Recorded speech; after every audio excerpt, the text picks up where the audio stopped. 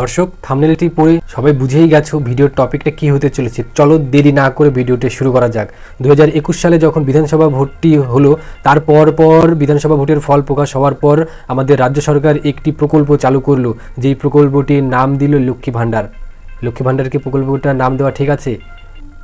অনেকে মনে করে এই লক্ষ্মী ভাণ্ডারটার নাম না করে যদি এটাকে অভিশপ্ত ভাণ্ডার বলা হতো তবে হয়তো এটি উপযুক্ত ছিল নামের দিক থেকে। কেন অভিশপ্ত ভাণ্ডার বলা হচ্ছে? কারণ এই লক্ষ্মী ভাণ্ডার যখন আসে তারপরের থেকেই আমাদের রাজ্যের যে শিক্ষা ব্যবস্থা তলানিতে গেছে, তার সঙ্গে সঙ্গে আমাদের যে রাজ্যের শিক্ষিত সমাজ ধ্বংস হয়ে যাচ্ছে, তার সবথেকে বড় প্রমাণ এই লক্ষ্মী ভাণ্ডারই। তাই এই লক্ষ্মী ভাণ্ডারকে লক্ষ্মী ভাণ্ডার না বলে অভিশপ্ত ভাণ্ডার বলাটা কোনো অক্ষরে ভুল হবে না। দর্শক, তোমরা কি জানো এই অভিশপ্ত ভাণ্ডারটি সরকার কেন চালু করেছিল? একটা ডেটা বের হয়েছিল, ডেটাটা দেখো।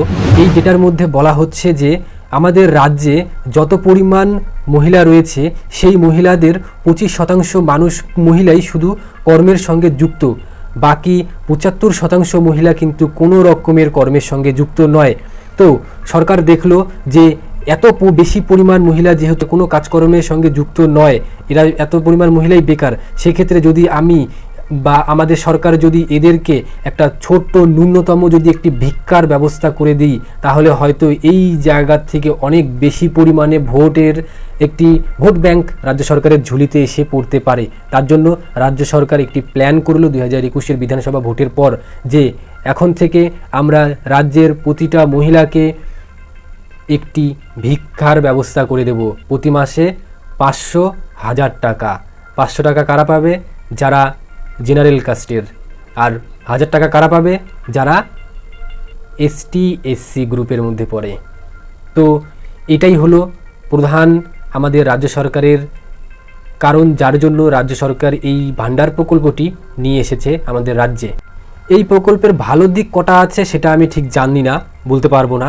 হয়তো কিছু কিছু লোকের কাছে এটি ভালো দিক থাকতে পারে, কিন্তু আমার কাছে ভালো দিক যতগুলো আছে তার থেকে বেশি পরিমাণে রয়েছে খারাপ দিক। খারাপ দিকের মধ্যে সবথেকে প্রথম কোন দিকটা রয়েছে?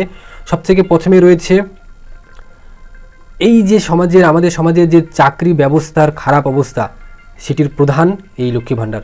কারণ কি, আমরা জানি সরকার যখন একটি চাকরি দিচ্ছে একজন মানুষকে, সেই মানুষটা কিন্তু নিজের ক্ষমতায় চাকরিটি অর্জন করে, কিন্তু যেই লোকটি যে চাকরি পেল সেই লোকটিকে বা সেই ব্যক্তিটিকে যত পরিমাণ টাকা দিতে হয় প্রতি মাসে, সেই পরিমাণ টাকাই যদি সে অশিক্ষিত বা যারা মনে করুন যে কোনো রকমের কাজকর্মের সঙ্গে যুক্ত নয় তাদেরকে দেওয়া হয়, তাহলে সেই টাকা অনেক বেশি পরিমাণ লোককে দেওয়া হতে হবে। তার জন্য সরকার চাকরি না দিয়ে কি করলো?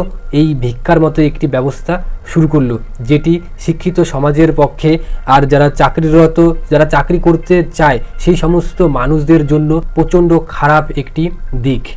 দ্বিতীয় নম্বরে রয়েছে আমাদের রাজ্যের শিক্ষা ব্যবস্থাকে একদম ধ্বংস করে দিয়েছে এই প্রকল্পটি। কেমনভাবে? এবার একটা মহিলা ভাবছে যে আমি তো সরকারের কাছ থেকে ভিক্ষা স্বরূপ 500 টাকা বা 1000 টাকা পাচ্ছি, ওই টাকা নিয়ে আমি ভোট দিয়ে আসব। কিন্তু এই কথাটা কিন্তু একবারও তারা ভাবে না যে তুমি যে তোমার বাচ্চাদেরকে স্কুলে পাঠাচ্ছ, যেই স্কুলে পাঠাচ্ছ সরকারি স্কুলগুলোতে, সেখানে কি একটা টিচার আছে ভালো? নতুন কোনো নিয়োগ করা টিচার আছে? যারা আগে ছিল ওদের মধ্যে বেশিরভাগই রিটায়ার হয়ে গেছে, কিন্তু এখন নতুন টিচার কোথায়, কারা পড়াবে সেটার কোনো খেয়াল রাখছেন এই মহিলারা? রাখছেন না। শুধু 500 টাকা 1000 টাকার জন্য আমাদের রাজ্যের শিক্ষা ব্যবস্থাকে পুরোপুরিভাবে ধ্বংস করে দিচ্ছে। প্রায় তো দেওয়া হয়েই গেছে, এখন আরও যেটুকু বাকি আছে সেটুকু কিভাবে ধ্বংস করা যায় সেটির তো চেষ্টা করছে রাজ্য সরকার। কাদের দ্বারা? এই 75% যে মহিলা রয়েছে তাদের দ্বারা। এরাই সরকারকে ভোট দিচ্ছে, তারপরই সরকার ভোটে জিতে এই সব কাজকর্মগুলো করে আসছে। তো যদি নিজেরা না শুধরাও তাহলে কিন্তু তোমাদের নিজেদের সন্তানদের যে ভবিষ্যৎ সেটি ভয়ঙ্কর অন্ধকারের মধ্যে ঠেলে দিচ্ছ কারা? তোমরা, যারা 1000 টাকা বা 500 টাকার লোভে সরকারকে ভোট দিচ্ছ।